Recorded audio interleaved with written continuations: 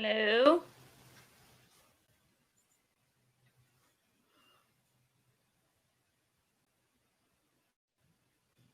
How are you? Good. How are you, Doc? I'm doing great. How's everything? Are you back to work or no? I am back to work. Hey, Tiger. How you doing, guys? Hey, Tiger. We're doing great. Finally figured out how to make myself look a little brighter on camera. Did you get one of these things that you plug in? It's yeah, I got a little You got a light? ring. Where is it? A light Wow. ring? Yeah. So, because all of the, 2 months of webinars, and I'm finally getting used to the setup. Crazy. Yeah, I'm back since Monday. You're in New York, right? Yeah, we're still have no go. Yeah, my doc was basically like, fuck them. I'm opening on June 1st. They can come take my license. And I'm like, because they just said the governor said professionals in phase 2, and I live in a different region than I work in, so we will be June 1st. Our region will be that I work in will be in phase 2, and so, but it says professionals, so it's just like, well, I'm a professional, I'm licensed. My hairdresser's a professional, so they had to go to bat. I mean, so like, what is professional and I mean, the landscaper's professional. I mean, so what does it entail? So. But, the New York State Dental Association is still like, nope, we don't have the green. We need the health department and the governor and blah, blah, blah. And so my boss is all irritated, needless to say. And it's very difficult because all of these different organizations have slightly different guidelines or slightly different read on what, what the documentation says. And then you have... So my practice is incorporated. It is in the incorporated city. So the city is trying to push to open more businesses. The governor already said that elective surgeries are fine. So I took it as an open. We'll see. Well, and we're the only dentist in a 20-mile radius. We're the only dentist in town. And we've had, a ton of emergencies. We do them on Monday. We may do them on Wednesday if we get anybody that calls. I took the phone home. I do all that, and it's the fact that our patients keep calling because I moved hygiene week by week. I just canceled it and moved it because I didn't want to be like, okay, well, I'm moving it until June 1st. And then all of a sudden, May 15th, they say we could open. So we had, so it's just it's the uncertainty, and my team's been great. I do have to say my hygienists aren't the ones that are going off the deep end, and my assistant has been working on Mondays. My other girl, she's going to work from home remotely for a while, and I mean, it'll all work out. I just want that concrete, because I don't want I told my boss, I go, I know you say F that, but I value your license and I work hard for you and I want you to keep it. And why it's hard and we want to work. And I understand the overhead and the PPP and, I do all his bookkeeping and financing. So, it just is I said, we just have to be patient. He's like, I know, but I'm so bored. And I'm like, I know. I know. We're all...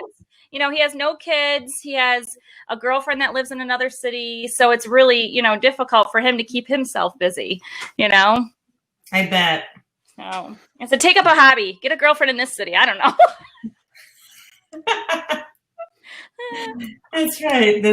Get it. It is crazy. All right, let's get started. Okay. So I'm curious. Why I just turned off camera? Sorry. Yeah, we talked. Like, first of all, I'm excited to have both of you back because it's going to be awesome perspective. And out of all the webinars we've done, I mean, they're all good. Like, they're all solid. People enjoyed it. But I do feel that both of you guys were in the top, like I would say, like 4 or 5 that people wanted to talk and get the feedback, and they were like really highly watched and stuff. And so I'm curious, what has changed in your perspective about reopening since the last time we've talked? And like we had certain ideas. We were all about, let's learn, let's take advantage of this when we reopen, when it happens.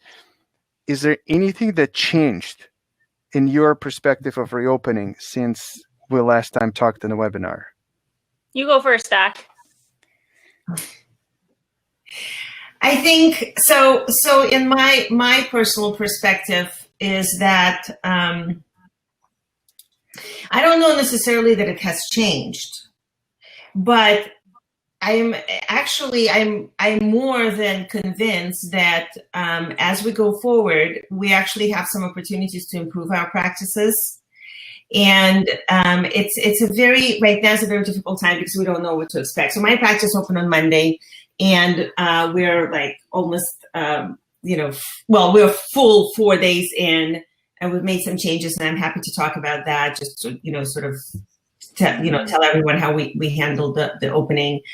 But as I'm looking at this, there are a couple of things that I'm realizing. First of all, it's a good opportunity to sort of like Marie Kondo your practice. That means a couple of things. I've had some really great patients that we've seen as emergencies. I've also had a couple of shitty patients. I actually fired a patient. He came in. And it was, he came in for emergency. Our computer system wasn't really working because, things are shut down for days, and then you come in and everything is weird. And he had to wait for 20 minutes because my team was messing with the computer, trying to restart it. And he wrote this like email complaining that, he had to wait for 20 minutes. And I was like, you know what? I'm not dealing with that. So I wrote him an email saying that most people would be appreciative that a doctor and assistant drove here to come and see you. Mm-hmm. He was like, well, there's no one else in the office. Why am I waiting for 20 minutes? So, get rid of your bad patients. Same thing with team. Right now, there's a lot of kind of disconnection. I want to say, I don't even know it's the word, but I'm using it as a word. Disconnect. It's not discontent. It's disconnection. Like not being on the same page between some team and doctors. And I think we really need to work on that. I think we need to improve our communication. And I want to talk about that. Mm-hmm. But I also think that if you have a team member, like dentists are notorious for holding on to team members that are just not working out. And we just feel like, well, it's, she has a pulse, she's there, so let's hold on to her because the next one could be worse. Or I may not even be able to find one. And so that's a problem. And so, it's time to get rid of those team members who are not working out. You will find someone better. Right. And it's time to Marie Kondo your operatories, your policies, your procedures, your supplies, everything. Like I came to the office and I just realized, because we had to move a lot of things around to spread the chairs, to make sure we're social distancing. We bought a whole bunch of PPE that we had to put somewhere. And, we have purifiers and plastic and sneeze guards and all. Like it looks like a biohazard lab, not like a dental office. Well, and honestly, dentists are known to be hoarders. Yes.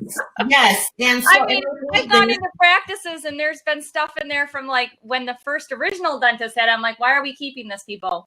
And you go through the cupboards and you're pulling out stuff that's been expired and we might need it. I'm like, you haven't touched it for years. You're not. No. If I open the drawer and I'm like, what's this? And no one knows, we're getting rid of this. So on Monday, while they opened, I actually went through my office and I cleaned out a whole bunch of stuff that was unknown, unnecessary, expired, in a wrong place. I don't know. It was just, I felt better just throwing things away, make me feel better. Maybe it's me, but I also feel like it's better to, our flow is better. And then, and the same thing with our workflows right now, we're evaluating how we're doing things. So one of the things that we're doing with reopening is patients fill out forms in advance. We send them, obviously, digital forms. They fill them out. They do a COVID questionnaire up front. Do you use Yapi for that? We use Yapi for that. We receive everything in the office. We review it. If they have any questions about, of the COVID questionnaire. Then we called to clarify. We had a couple of patients that had their tests that brought to us, even though they were recently exposed to someone who was sick. They took a test, so we made sure they come in. They text us. They stay in the car. They text us, using Yapi, that they are, that they have arrived. And then the assistant or the hygienist goes to the front to get them. We measure their temperature at the front. We offer them hand sanitizer. We actually have a part on our website where we explain what to expect, and they get a link to that when they get their confirmation messages. Mm-hmm. And then, and so if everything is okay, we had one patient that we actually ended up sending home. I'm not really sure whether it was his form or he had fever, but we ended up sending the patient home. We put him in a chair. There's no one is sitting in the reception room. We handled payment beforehand via phone. So they give us a credit card. I know there's one office that requires having a credit card on file, and there's zero pushback from patients. So, patients for the most part are very appreciative. We've had tons of great reviews already. We didn't give more time to procedures, but what we've done is we actually split our office into 2 shifts because we have several doctors. And so we've extended hours from 7:30 in the morning till 8 at night. So on Monday through Thursday, and then Friday and Saturday we work 6-hour shifts. We're not taking lunches. It's very efficient. We just work through it. Mm-hmm. And each team has more rooms. So after each patient, we fog the room down. It's like a fine mister with hypochlorous acid. And, obviously clean everything up, but then the room stays sort of unoccupied, and then we jump to another room. The hygienist, and here's an important thing. We had a couple of hygienists who were very, very nervous. We have 6 hygienists in total, and I could tell there were different levels. What's important to realize, and I don't think a lot of doctors realize this, is that the hygienists were home. So a lot of us, like you've seen emergency patients, right? We've also seen emergency patients. So my team was split up. Each day was assigned to a doctor and an assistant. And front office was working from home, but they also came to the office and sometimes to pick up mail, do deposits, that kind of thing. Mm-hmm. So everyone's been to the office to some capacity, except for my pediatric dentist and the hygienist. And those were the people who were most nervous. And one of the hygienists, so we kept Zoom meetings throughout this. And before we started, we did a training. So the morning we blocked, of the first day we blocked to have training. And one of the hygienists made a great point. She said, you guys been here, so you know the flow, you know how it's working. We're sitting at home. We have no idea. We're sitting at home watching TV. We're on Facebook. We're getting emails from ADHA. So we're freaked out. But now that we're here and we're going through the steps, now that we're seeing everything that you prepared for us, all the PPEs, the extraoral sections, the mirrors with suctions, which, by the way, are going back because I was in the office yesterday. No, I was in the office on Monday. They said, we came in earlier and we tried them and we don't like them. I said, look, we have 30 days to return them. Try them. Give them like a good college try. Just try them. If you don't like them, we'll send them back. I was in the office yesterday. They're like, we're sending those back. We don't like them. They're not using extraoral suctions. They're not using the mirrors with suctions. They're using IsoDry and they're using Relief, which is what they've always used. Right. Mm-hmm. But having all that there and going over this really made them reassured that we've sort of crossed our T's and dotted our I's and went above and beyond to prepare them. So they felt comfortable coming in. And I think that what we're seeing on social media, almost like this war between the dentist and the hygienist, and hygienists protesting offices and wanting to close offices down, that's fear. And the reason why they have fear is because their dentist is not mitigating it. The dentist needs to get ahead of it. The dentist needs to sort of lead that, CF and lead them out of that CF, give them clarity on, what to expect and how they're going to function. And I think it's going to go much smoother. Yeah. Oh, absolutely. I do have a bunch of questions on that, but I also, Julie, if you don't mind, let's get to you on that question. Anything, you and I have been on a couple of webinars, and you've been probably like on 4 or 5 with us total. Like, and you brought up a lot of good points in the past about, people taking the time. What has changed in your opinion? Especially now planning to, you haven't reopened yet, but you're planning to reopen, just like Illinois, by the way. Also, June 1st is the reopening. What's in your mind? My mind is, I think what happens is because sometimes dental teams don't get that communication that they feel they need. Like a lot of, I'm in a lot of assistant groups, and they were just left high and dry, and no communication from the doctor, and, nothing. And they didn't, and especially in my state, where it took weeks to get unemployment, and some haven't even gotten unemployment yet. And just no communication, like, oh, we're done with dentistry, we're closing our doors. And that's, like doctor said before, you need more communication. If these people have been with you, why are you not giving them the communication that they so want? It's not that they don't want to work or they want to be laid off. They just want you to say, hey, this is what's going on. Here's the plan. This is what we're doing. Here's the unemployment number. Here's how you file unemployment. And I think what's, for me is we as a team, whether you're an assistant or a hygienist or the front office, need to help that doctor be part of the solution, not the problem. A lot of assistants, and I'll just speak for assistants because I am one in front office, is they see that these doctors some live very, normal, within their means lifestyles. Some live without their means or whatever means they can afford. So they think that doctors have all this boatloads of money. Like there's trees in the backyard and they're going to pluck it from, and they're going to pay their overhead. But what they don't realize is the patients in the chair produce that money that gives you your paycheck. No patients in the chair means there's no money coming into the practice. So when you close down like that, and my doctor has all this money, they don't. They have a ton of stress, a ton of overhead, things that they're dealing with outside of the home, outside of the practice. That's really probably none of our business. But I think they just need to realize that it's a whole total team effort, and that we can't go on bashing our doctors, and we can be upset, but we need to address and call them up and say, hey, look, I don't like being off. I don't like having this unemployment. But now what's happening, at least in my state, some of these people are making more money on unemployment, and now they don't want to come back.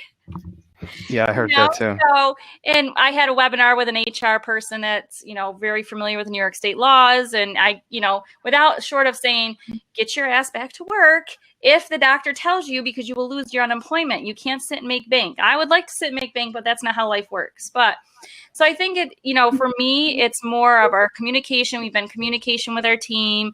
They've been very flexible. We have to be flexible as, whether I'm the office manager or with my boss, that says we have 2 hygienists that live in the community. They're not going to be able to return to work in a capacity because they have no childcare. Their girls go to the same school, same age. We're going to work it out so they can job share and, bring us back in a little slow mowing. We're not going to be as busy maybe as we were, but our patients will be there. If they're not, like doctor said, we'll see you later. I always say there's 3 patients, the ABCs, the apples, the ones that are really, really good apples, the Bs, the ones that are on the bubble, and the see you laters, so I love that. they're like, yeah, we'll see you later. Like, and I had to laugh because one of our patients that, sort of a PETA, texted us about something, and he had to bring him in. And my doc was like, can you just tell him we're in phase 10? The PETA patients are phase 10. And I'm like, how about phase never?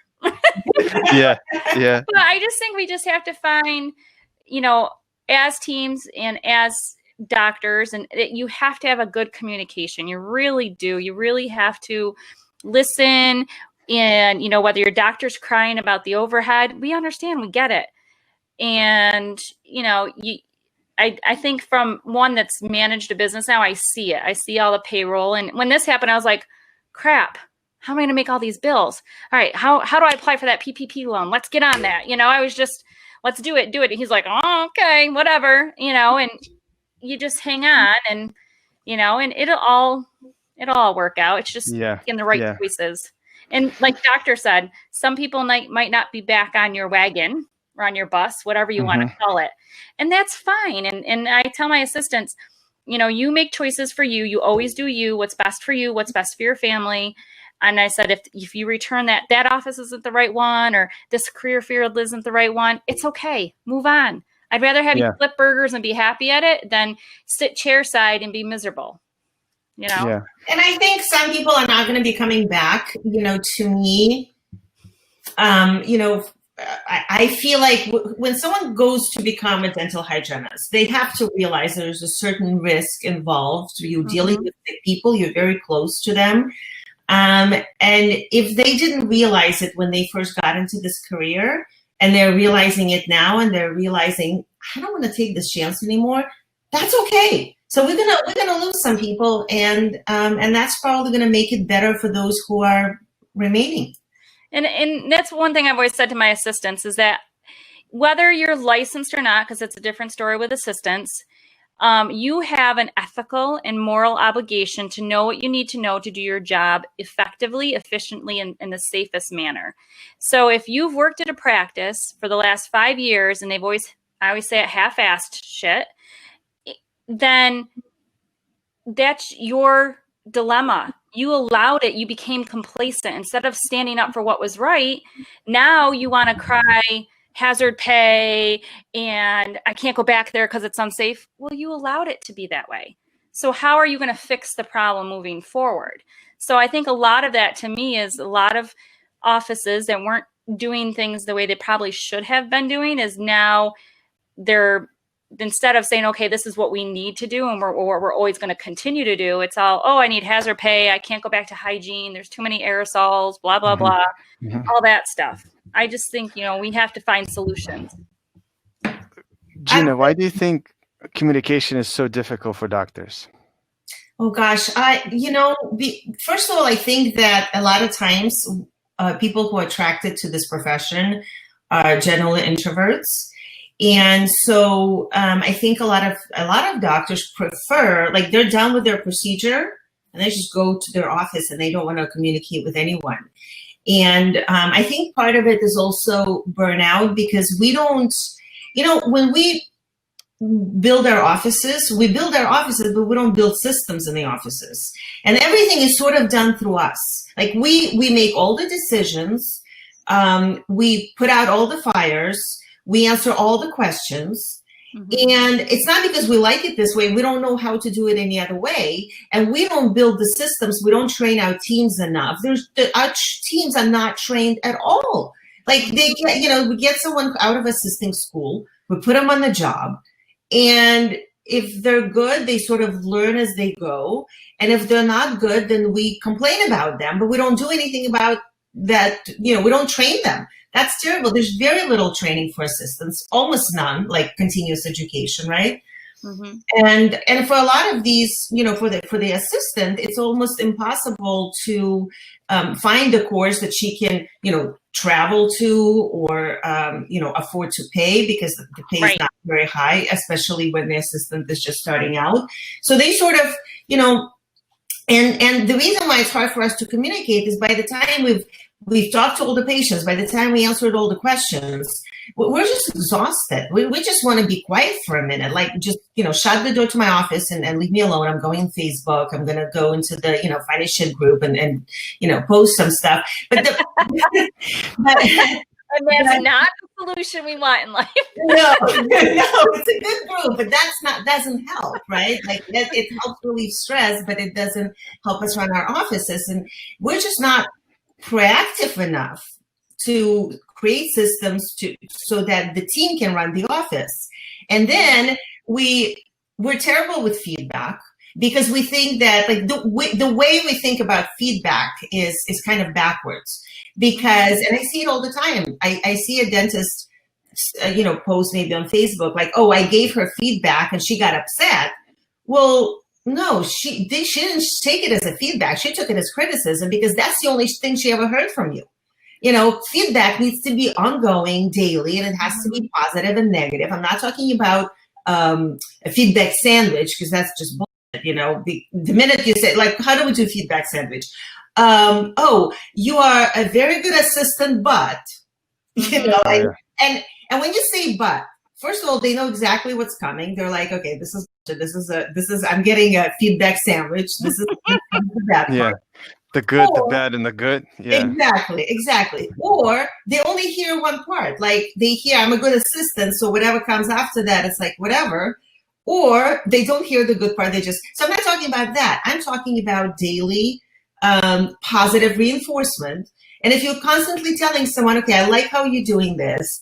Thank you for catching this. I really try to make a point when I'm with an assistant to say, especially in front of the patient, in front of others, oh, thank you for setting everything up. Like you have everything we need in the room, right? And part of that is also like having everything in the room. If you don't have a good system, if you're not organized with your supplies, and you guys are really good at like putting everything together, but if you're not organized with supplies, it's impossible for the assistant to have everything ready. I've seen some of those offices. It's a freaking mess, right? So you need to have your supplies organized. You need to have everything in like tubs and cassettes or kits or sets and whatever. But it needs to be a one-shot deal. It should not be going 500 times into some sterile collecting stuff from different rooms, right? So all of that needs to be set up for the assistant. It's the boss's job.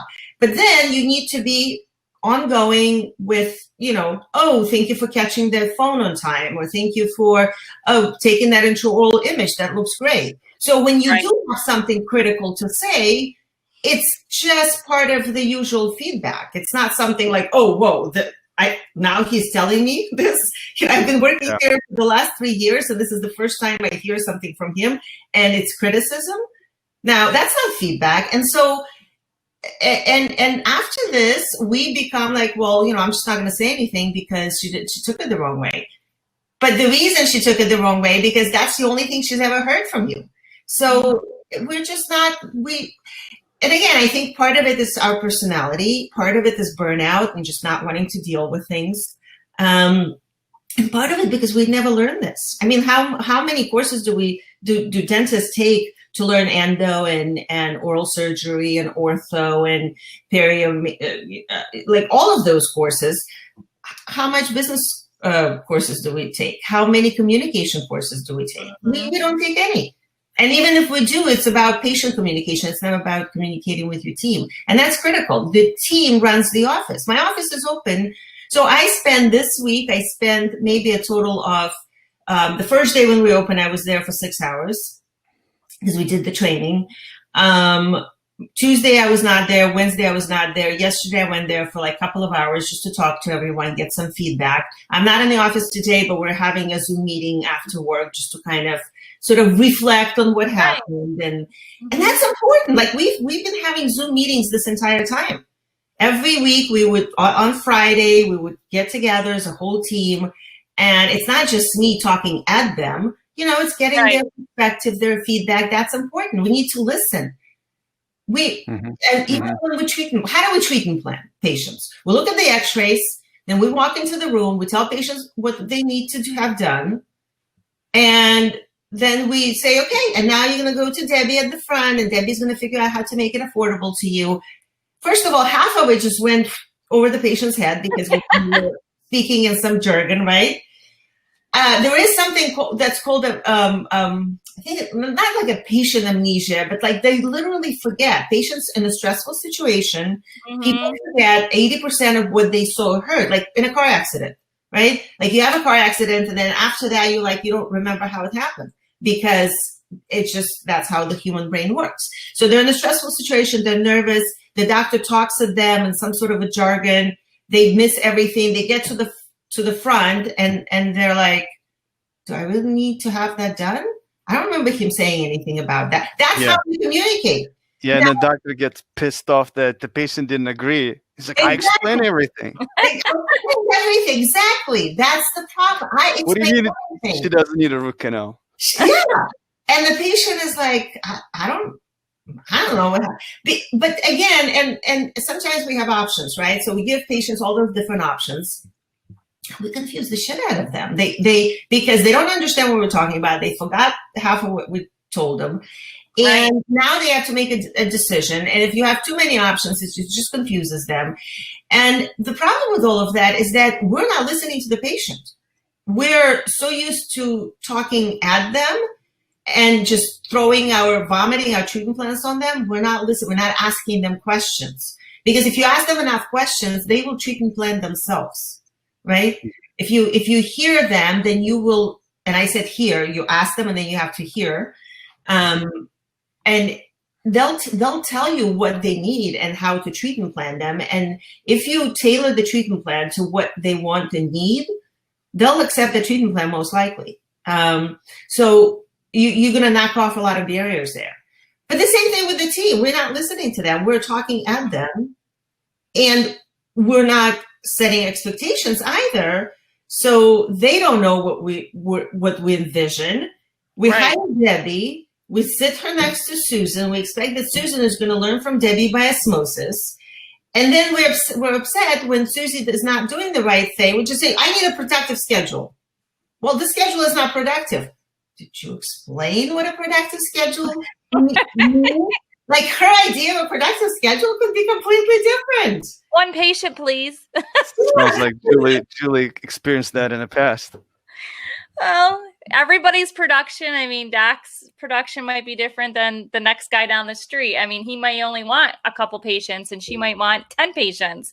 So, I mean, like she said, if the expectations and you don't know, and that's what I try to tell a lot of assistants is that when you get that job and you're thrown into a new office, whether it's, you're the only assistant or there's 5 other assistants, is that you really don't know what to expect from that doctor. Every doctor is different. And they're not the same. Even if I came to work for Dr. Dorfman, you would know. You'll have to ask the question, what are the expectations with her and say, okay, we're going to do this composite on an anterior. How do you like things? Do you want this first? Do you want that first? Is she right-handed, left-handed? I don't know these things. So I always talked about them is that they really need to go to them and say, look, I want to be the best I can be for you. I want us to calibrate. I want you to walk me through every procedure. Tell me every instrument you use, your burrs you use, your composite you use, because I might not see a product that she uses that I don't even know how to use it. What's the curing time? What's the etch rate? What's all that stuff that I need to know to help her get through her procedures. So we're not doing that. We're just throwing people chairside. And that's where the communication breaks down. Then she gets frustrated. She's throwing her hands up. She's sitting there waiting for me. Do. And now the 30-minute procedure is taken 50 minutes. And then it trickles into the next appointment and the next appointment. And I did a study one time with my old doc that I worked at for 24 years of if I had to leave chairside every single time, how much time it took me to leave, to go retrieve something.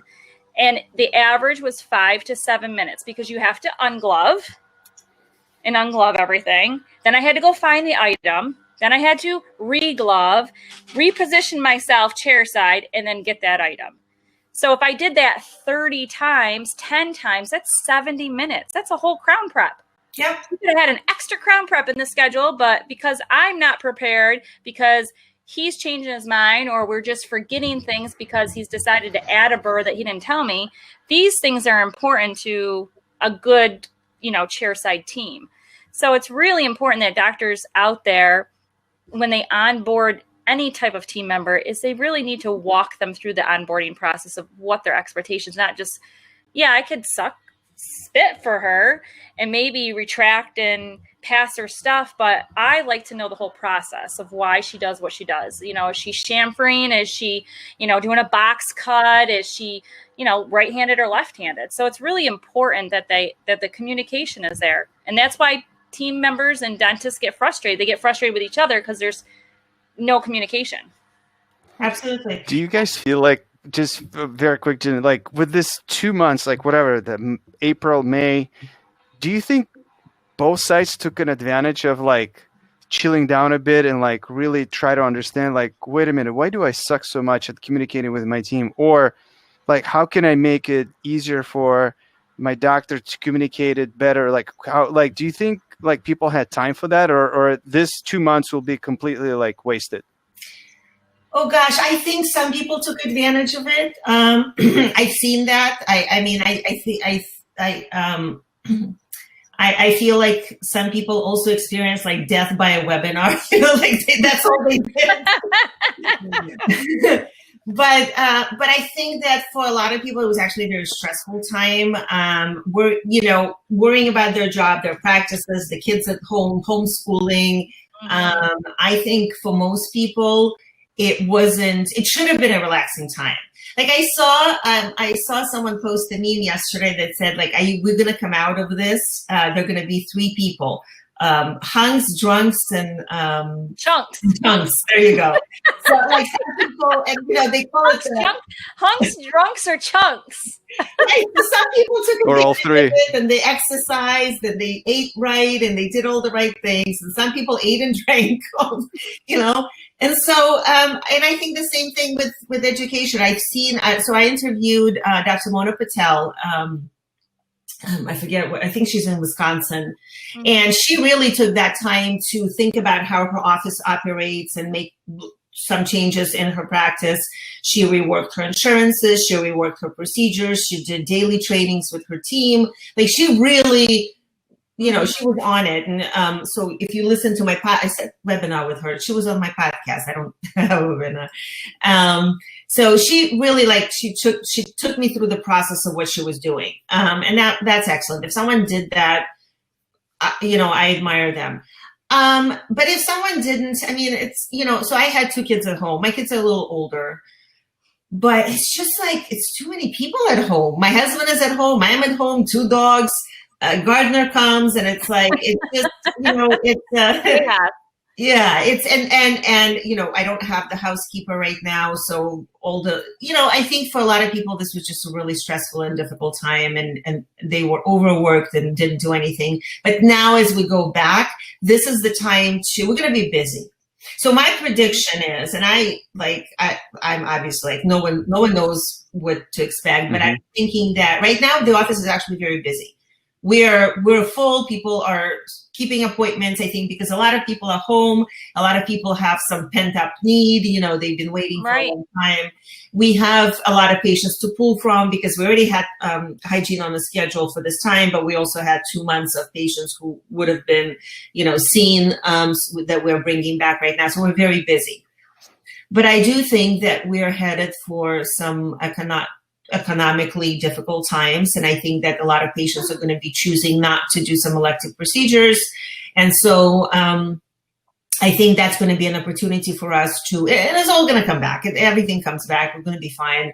But I think that it's going to be an opportunity for a lot of practices to really think about how they do things and streamline. What I'm seeing right now, and I was on Dental Town actually yesterday, and I saw a thread, people talking about like, what are you cutting out from your budget so that you can conserve costs? And I'm all for that, right? But you want to be careful about not cutting out things that are actually making you money, right? Mm-hmm. And cut out inefficiencies. Like the most expensive thing in a dental office is payroll. And a lot of times we don't use our team's time well, whether it's ordering supplies, like it's insanity.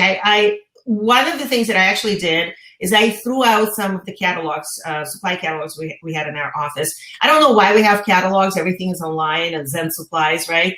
We have catalogs from 2007. Why do we have catalogs from 2007? Just in case. You can paper mache that. In case you want to call your rep and be like, yo, back in 2007, lidocaine was $25. Can you match the price? Yeah, there you go. But the problem is like some offices are still doing that, right? Some offices still have a team member price shop different catalogs when you have technology that will do it for you. Like that's a waste of time. We have, appointment reminders, confirmations, insurance verifications, all of these things, everything, whatever you can automate. Paperwork is a huge waste of time in the dental office, having patients fill out the form and then we retype it for them. We spend a lot of money in the computer system, and then we have to manually enter information in that computer system. That's insanity. We retype what the patient just wrote, and then we have to scan the paper, and then we have to shred the paper, and then we have to print the routing slip. what are we doing?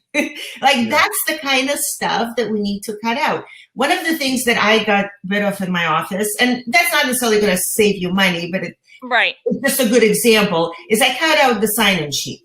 It drives me crazy. I go to my dermatologist. I miss my dermatologist. I go to my dermatologist and I have to sign my name. And then I have to put down what time my appointment was, who my doctor is, and do you have a change in address or whatever.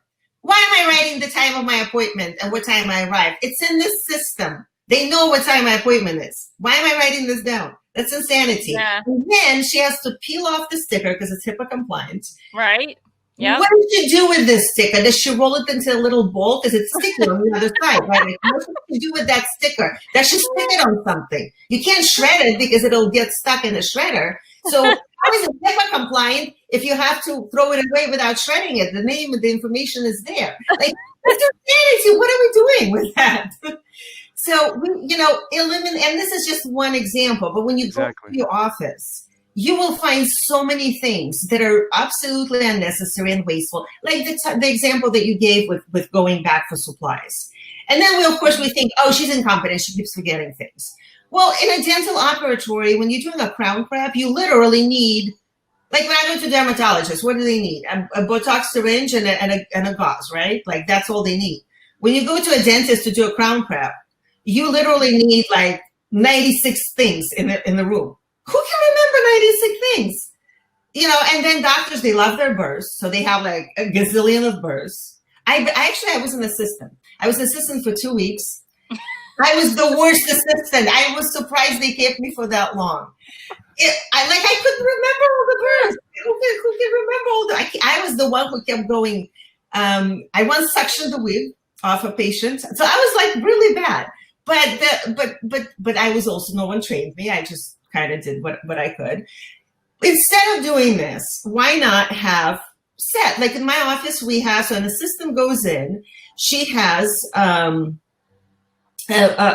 tub with everything that you're going to need. And then we have something, we call it speed packs with all the disposable supplies that you're going to need for a crown, right? So the bib, the disposable thingy. Mm-hmm. Do people still use those alligator clips for a bib? Like, I don't have cold sterile in my office. I don't understand what cold sterile is for. No, we sterilize ours. Okay. We sterilize our bib clips. Okay. But ours is disposable. So we put, we have the disposable, we have some gauze, some cotton rolls, whatever. So that's a speed pack. And then we have a tub with everything. And then we bring out trios and we're done. We need 3 things. Oh, and obviously handpiece and burrs. Those are in a separate pouch. That's Those are special. You can't mess around with burrs, yeah. Yeah.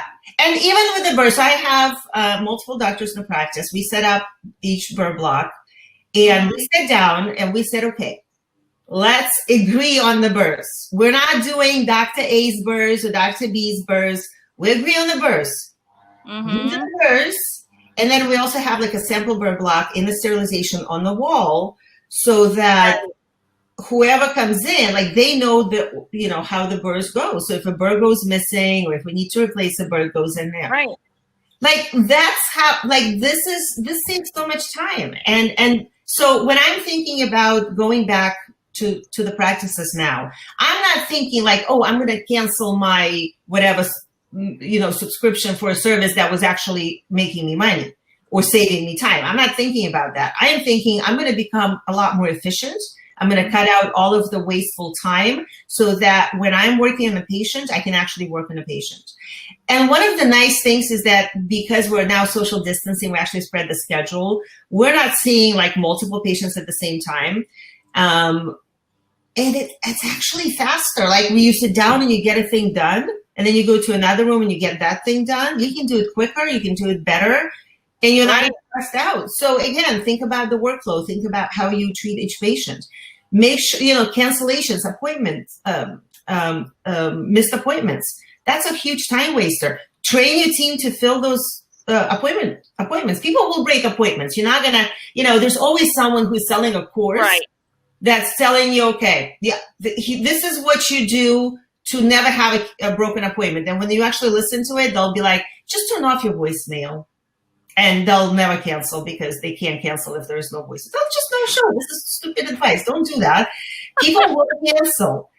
So learn how to fill those last minute cancellations. Like this is how we come back. Learn how to move people up. I mean, I spent hours, before all this happened, not hours, but we get an opening and I'm like, all right, before we leave today, I don't care who works on it, but we are moving patients up. Well, and you get, oh, well, I don't know if they want to. I don't care. Call them. They never know. You might have to call 20 people before you get one that fills it, or send out a text or an email or whatever case may be. But if we're sitting around doing nothing, then we can't make money. You can't be productive, and expect to get paid for doing nothing. And I'm a worker bee, so I like to work and I don't like to sit and, okay, well, it's 2:00 here yet for the next patient, I love same-day dentistry. I think and right now it's actually great because you're not wasting PPEs, you're not wasting time. You're not, if you have an opening, if you have time, and if you don't have time, sometimes you can make time. If you have a patient in hygiene and the patient needs something done, and it should be a whole team effort. It cannot be just the doctor doing this. If a hygienist is working on the patient, she sees that the patient had to have a filling done and they never finished. Look at the doc's schedule, see if they have time, and say, hey, while you're here, I noticed that there was this filling that we're supposed to do, and we never got around to it. Would you like to do it now if we can work you in? I mean, you're already here.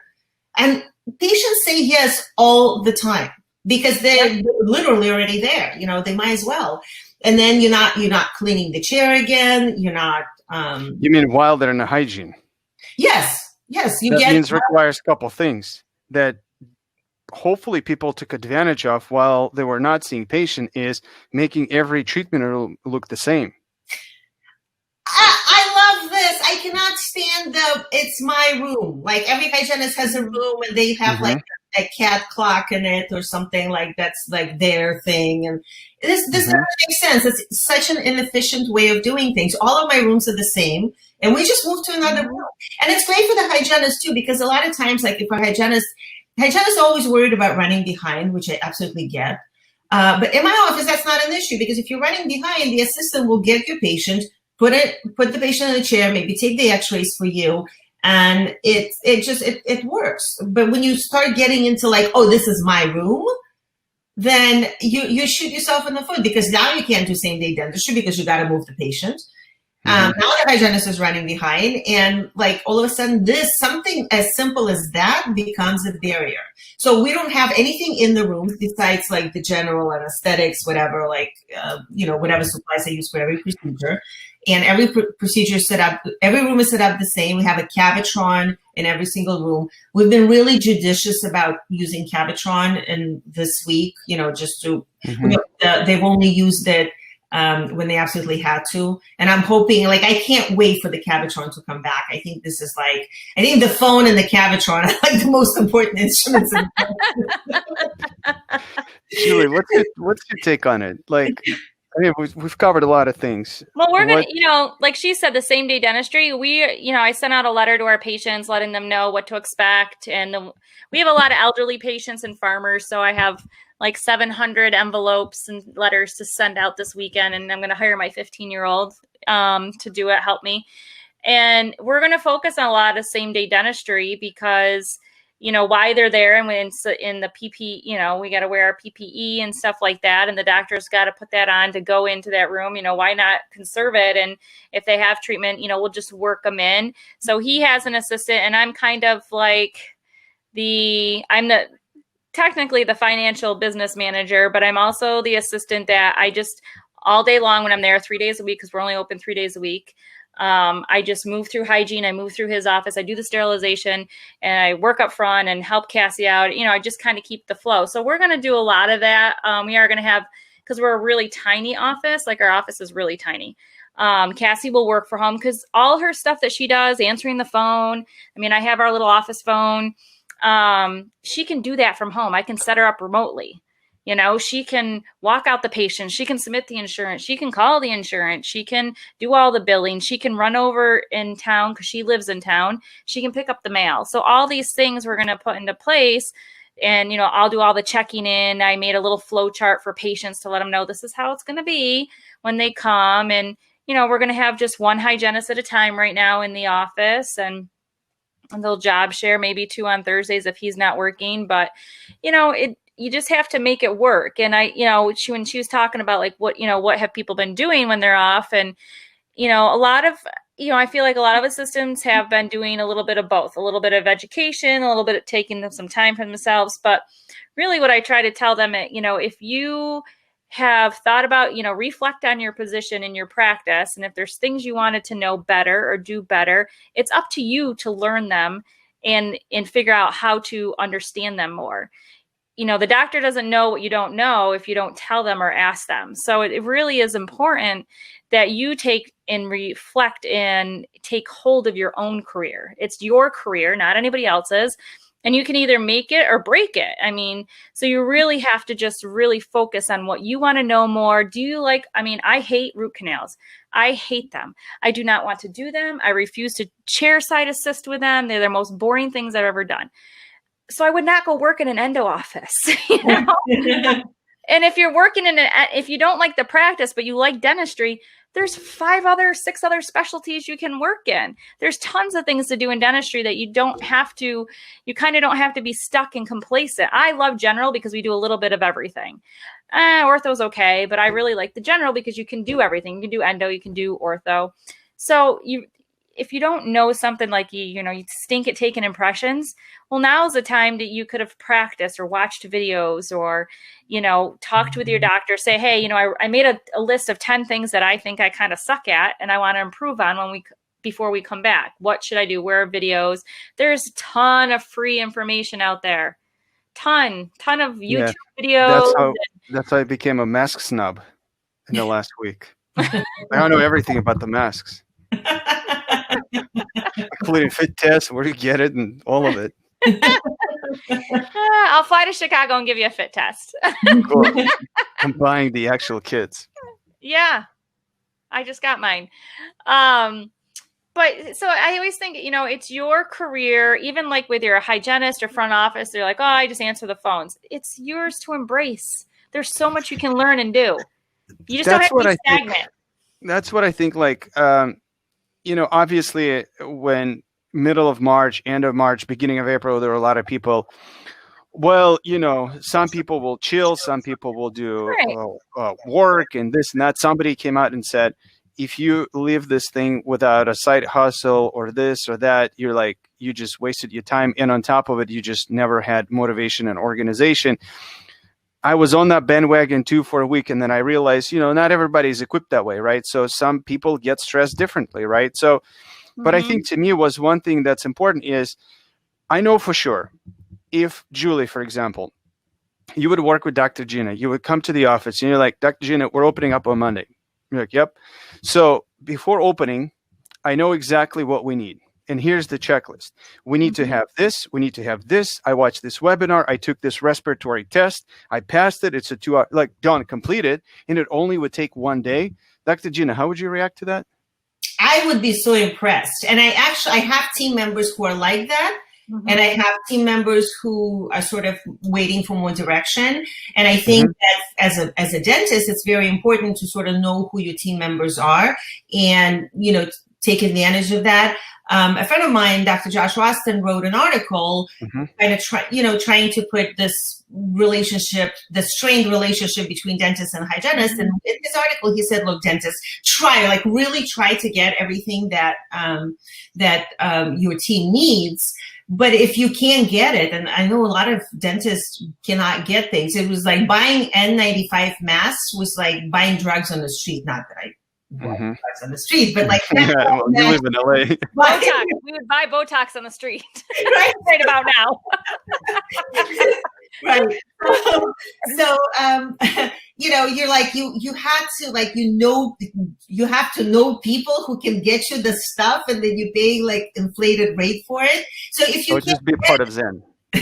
Or you can be part of Zen. So you have to talk to your team. This is what he said. Like, if you can't do it, then talk to your team and try to get their help on getting you supplies because they might know someone, and they might. And so when I was talking to my team, I said, this is what I think, but give me your ideas.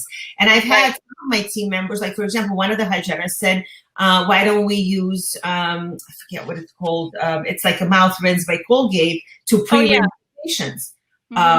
I was like, oh, I didn't realize we could do that. Style? Rock style. Yeah, rock style or something like that. Yeah.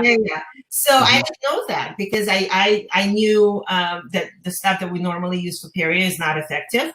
You're not gonna have them rinse. What was it that our president suggested that we do? Lysol. You're not gonna have them do that. Lysol. Yeah. But she suggested that. I'm like, this is a great idea. So I bought this. It has to be a collaborative process. Not all of your employees are going to do that because not all people work that way. Right. But those who are, the boss needs to get them engaged and needs to listen and needs to help implement their ideas. And it's important, like when you ask people to come to you with ideas, a lot of times we tend to like, no, that's not going to work. Don't do that. Like, if you're gonna start shooting people down, they're never gonna come back to you and volunteer ideas anymore because no one wants to be embarrassed. So don't do that. But also the opposite.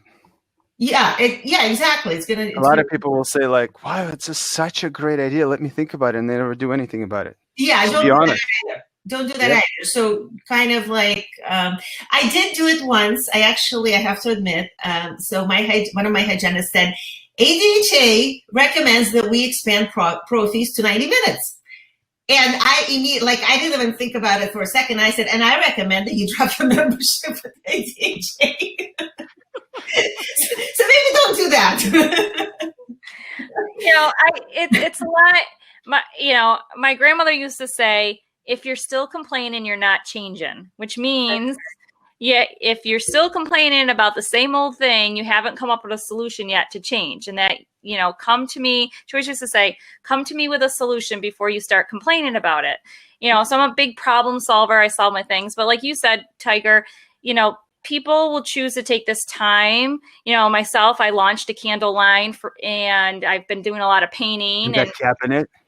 And I did my cabinet, my dental cabinet. I finally finished my dental cabinet. I know, I was so excited. I rehabbed a 1931 Weber dental cabinet. Oh, wow. How incredible. I want to see this. Yeah, I'll tag you in it because I posted it on Facebook. But I rehabbed it my son found it. He must have the black lung from stripping the enamel off it. But so it turned out nice. But a lot of dental assistants already have side hustles, and I like to work. I just don't have one job. But what I think we need to realize as a team is the dentist only has one job. Yes, some might be speakers and get paid to do products or go out and speak and coach and all that stuff. But end of the day, they're still dentists. So it's not like I can leave my practice and go find a job tomorrow. They, on the other hand, have all this baggage that comes with them. They just can't walk away from their practice. So if we don't help them out, they're going to fail just as much as us walking away from them. Does that make sense? I mean, we really... Can I quickly say one thing? I would be terrified being a dentist, especially a little bit on the younger end at this moment. Because you have debt, you just probably started the family, you probably have a mortgage, and you were promised that this is the best thing on a planet Earth, but all you want to do is do dentistry because you're really good at it as a clinician, not from a business side. You didn't have enough time to build that capital with your team of leadership where you went through some tough stuff and build it up where you can call up your team member and be like, what's up? So how are we going to do it? You don't know how to do it. I would go bonkers. I would literally go bonkers. It's a very, very difficult time for a lot of dentists right now because, as Julie correctly pointed out, a team member can always find another job or a side hustle. And by the way, it was Gwyneth Paltrow who said, if you don't come out of this having learned another language or written a book, then you wasted the time. And my initial reaction to this was like, well, this is why people don't like you, Gwyneth. So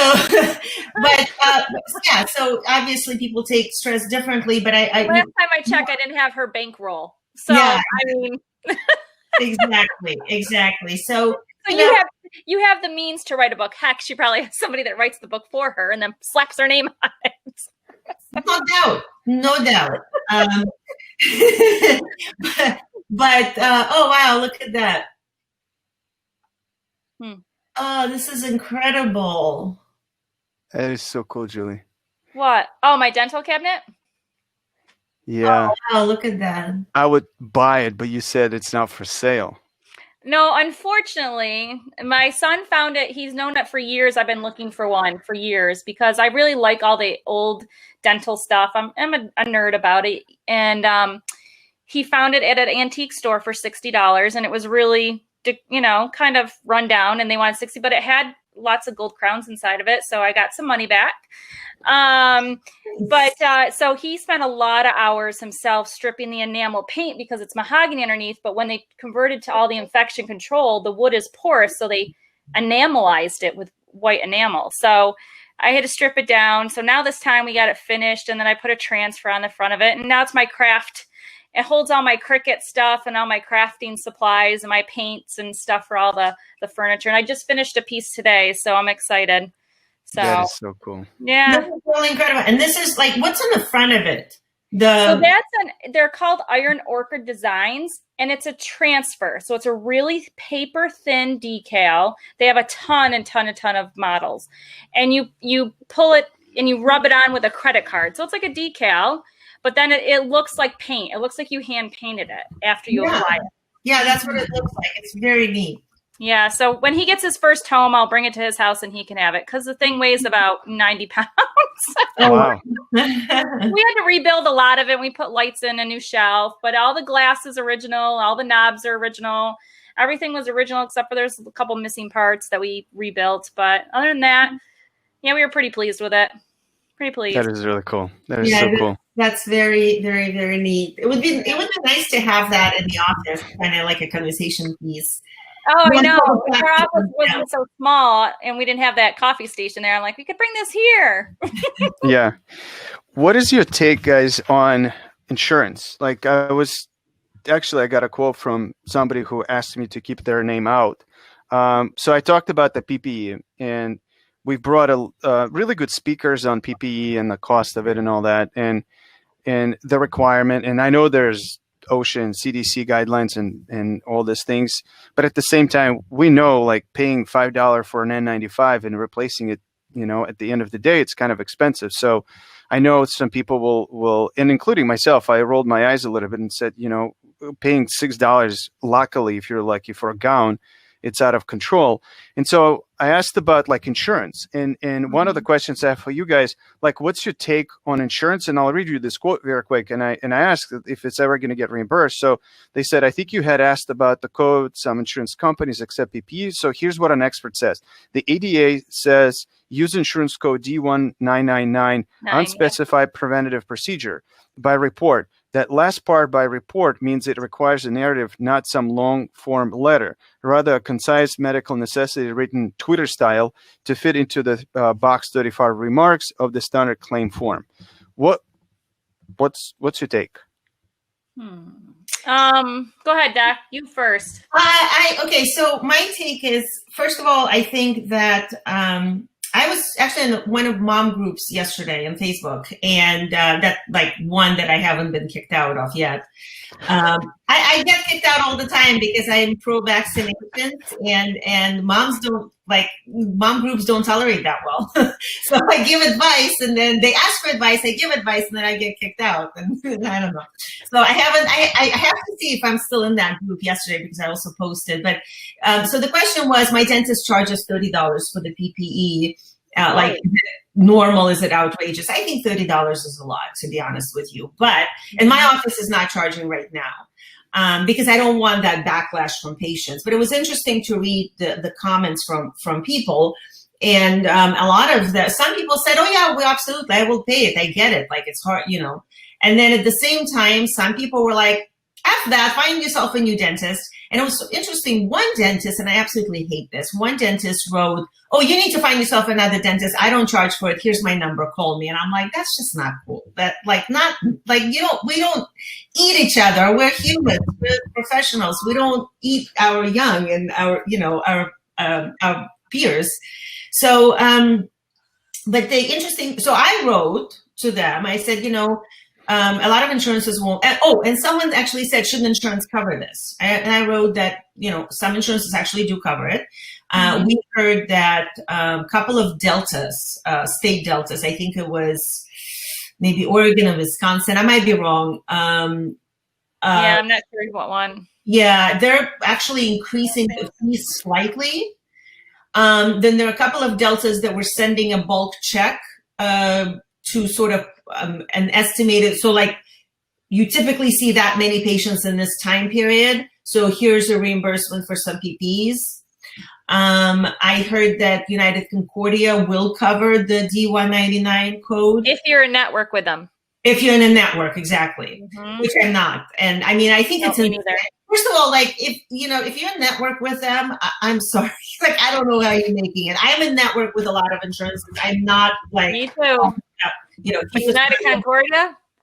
But United Concordia, I don't know how you guys pull this off. But anyway, so some insurances do cover it. And then Delta of California actually sent a letter saying that we won't cover and you can't charge. And in fact, they kind of made fun of ADA. They're like, we don't know where ADA is getting that. Like, why are they saying this? This is stupid. Like, you can't charge patients. So I think it's different. But what I wrote on this mom group is like, you guys need to call your insurance. You need to call your employer and demand that your insurance covers it. Like, this is your plan. This is not, we can't do anything about it. But you need to call. And you also need to demand, this is the interesting thing. So insurance companies been collecting premiums for the last 2 weeks because if you furloughed the employees, you still kept them on the medical plan and dental benefits, right? So they've been receiving the reimbursement. The problem, and now we're coming, so we missed 2 weeks, 2 months of dentistry, and now as we're coming back, some more, like 2.5, like you guys are going to be on 3 months, right? So as we're coming back, we're seeing fewer patients because we're still social distancing. A lot of people are not going to get used to use up their benefits. And I think that what ADA and AGD and all those organizations should be lobbying for right now, and I don't see that. And I've been writing to ADA, I've been writing to AGD, I haven't really received any answers from anyone, is they need to require insurance companies to extend to roll over benefits to the following year for at least 3 months so that people can actually use the benefits that they're entitled to, or they need to refund premiums. But I would prefer that they just roll it over. And I know some medical plans do that where like the deductible gets rolled over or whatever, but because so many people had no opportunity to get their teeth done. And another thing is frequency. That worries me too. Like, what is our next year, assuming we don't have another pandemic, next year, what are we gonna, not even next year, the 6 months, what is it gonna look like from now? Because usually people go every 6 months. So now it was, what is it gonna be, 6 months, like October, November. October is always, like September, October, November is always slow because school starts and people get busy, right? What is it gonna look like at that time? Because of the 6 months frequency limitations. Are they going to lift that? Like that worries me more than the PPEs actually. Yeah. Julie, what have you seen so far? Well, we haven't gone back, but when I took over this practice 3.5 years ago, they were charging $4 for an infection control per visit. And I was like, what is this nonsense? So I shut it off and we haven't done it in a couple years. But now I think we're just going to go by and, my doctor sent me a message yesterday saying something that he liked this wording. And I was like, I kind of have to agree because on 2 of my receipts that I went to, I had COVID-19 fees tacked onto my purchases. And I was like, what is this? From restaurants that instead of tipping, they were tagging on COVID fees. And I was like, this is ridiculous. But he said that a pandemic response fee. I like that. That is actually much better than PPE fee. Yeah. Right. And I'm like, oh, that's a kind of a nice, like our pandemic response fee during this time. Maybe, not even if you continue it on, for 3 months after you've, this pandemic is over and they say we're all phased and we're all open and we're kind of back to normal, whatever that may be in the future. But, I like that instead of saying, here's our PPP or our infection control, because that was one of the things, even though people did it and I was really against and I did not do it, was when all this happened before we were shut down, is people rushed out to tell their patients, we are practicing the safest infection control. We are, and I felt like it was telling them, well, we might have not done it in the past, but we are doing it now. So I was like, well, we're not saying anything about our infection control practices because they should know better, that we have always been doing it. And I don't want to alert them that we haven't, to make them think that we weren't doing it. So I really liked how it said, about the pandemic response fee and stuff. And I'm like, yeah, we'll use that in our wording if we decide to charge. And in our area, we're a network with a lot of insurances because we're the only dentist. We have a lot of farmers and stuff like that. So $5, I think should be charged, and they pay it up front when they leave. I'm not going to bill it to the insurance because I have a rough number. What's the headache for that? Yeah. For them to deny it? I mean, it's ridiculous. So yeah. It should be around $16. Yeah, it should be at the most. Seems very high. I think 16 is like maybe a fair amount, but even like, I don't know, $7.95 or whatever, some number that sounds psychologically better. I think so. Here's a problem that I see. And I almost want to tell, and we, because of Yapi sends out notifications to patients, we're being used for those letters. A lot of offices rush to send a letter to patients saying, we're going to charge you this fee. So people, before they come in, they're getting this letter. And here's a problem. They don't understand what we're doing that's different. They're like, but you already had a mask. Like, they don't see the difference between N95. When they come to the office and they see the medical grade HEPA purifying filters and the extra oral suctions, and, our team looks like Martians. We don't recognize, like, they see it's not the same. And I think when they see it, it's called, Harry Beckwith wrote an excellent book that's called Selling the Invisible, right? It's like when they see it, they see that that something is being done differently, and they understand the fee a lot more. But when you just send them a letter, you just piss them off. And they immediately, like, before they even come in, they immediately get upset at you because you're the greedy dentist. I mean, we're the ones who killed the line. Like, if an accountant didn't kill a line, we killed the line. So, like, we're always the bad guy. And I totally agree with you, because when I took over this practice, people did their treatment and walked out without paying. And I was like, whoa, what? No, we can't be doing that. And so then, I failed as a role model and a leader to properly train the person how to now call them and let them know, please know that your portion is X, Y, and Z, and it is due at the time. So she was just like, you have to pay now. Okay. And we got a lot of, I got a lot of emails. I'm like, okay, well, back the bus up. We can change our protocols and stuff, but we have to make sure that we properly implement so we don't get backlash from patients that have been patients here forever, always paid their bill, and now we're demanding the money up front. So we really had to change our conversations with them and change our communication, and so they can see our side of why we're doing it and why it's important, because that's the way it has to happen, so that they can say, oh, here's your $5 for your PPE. Here's your $5 for keeping us extra safe, instead of saying, you want me to pay what right now? Oh my gosh, just, are you on the bandwagon of COVID this and COVID that, So it really is important to communicate effectively instead of just blasting out your patients and saying, oh, by the way, come in with your $30 copay for PPE. And they're going to be like, what? Yeah. Yeah. I think hopefully people learn the taking a breath before doing something. Because a lot of it, I feel like, is reactional. Somebody will say, like, I see this all the time. We're on the other end, try to help our offices with the PPE. And I don't know how, like Gina, you said, buying drugs on the street, it's really even worse than that, because then, you got to make sure that it's the right product and it's not a counterfeit and, at the right price. But then a lot of it is you have to pay up front, and you only can buy 50,000 units of it, and you're just sitting like this. And so that's why I ended up driving to Philly at some point, because I just couldn't sit and watch how this is all happening.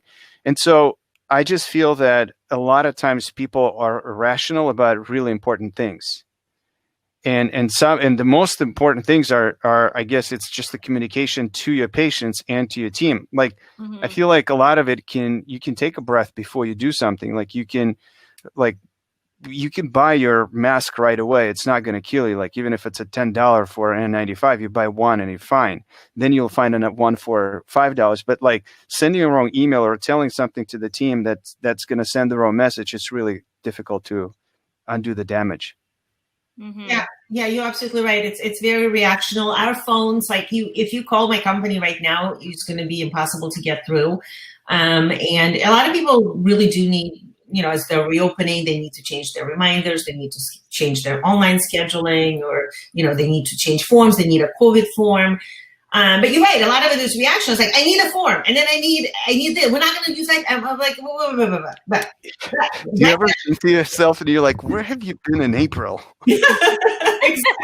It's like, okay, wait a second. This is not how it's going to work. Like, we had an office yesterday that said, we want everything on. We're not going to buy an iPad. We want everything done on a patient's device. And I'm like, okay, that's cool. We can do a lot of things on a patient's device.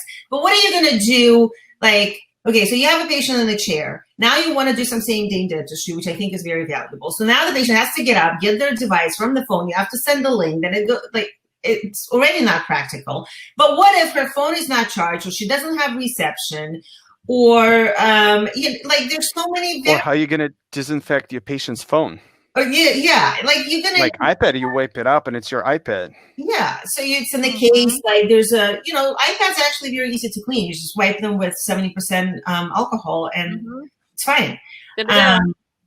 Just don't spray any water into the holes, but it's amazingly easy to clean. You can't clean paper, and like anything else, there's like course contamination. iPad is great for this. But again, don't overreact. Don't like say things like, I'm never ever gonna do this, because I'm gonna tell you you're gonna do this. And when I went with my team, when we did the training, I wrote everything down and I said, this is our protocol, and this protocol will change. And so today we're gonna have a meeting to talk about changes. We've already seen some things that are being changed. And like I said, the very first thing that I did is I found, it's not Isovac, it's made by Golden Dent, but it's a mirror that suctions.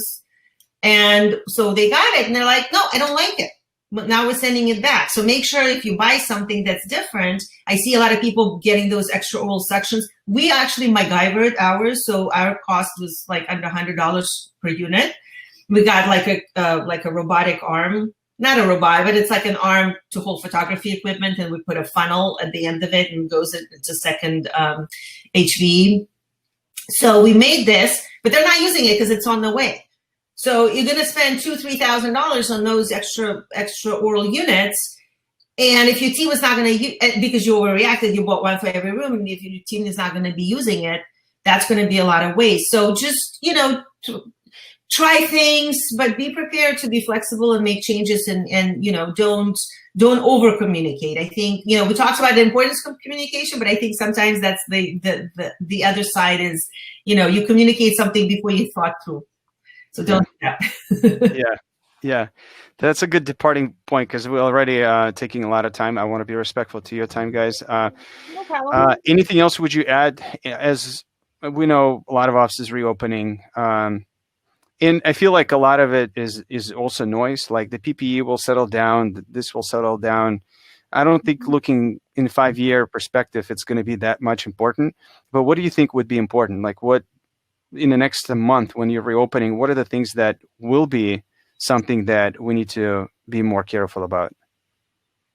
I think for myself, it's, is making sure that, you evaluate every day, everything's going to change. And if it's not working and you're becoming frustrated or it's taking too long, is that, you should now, usually you have monthly meetings to go over everything, numbers and blah, blah, blah, and morning huddles and all that stuff.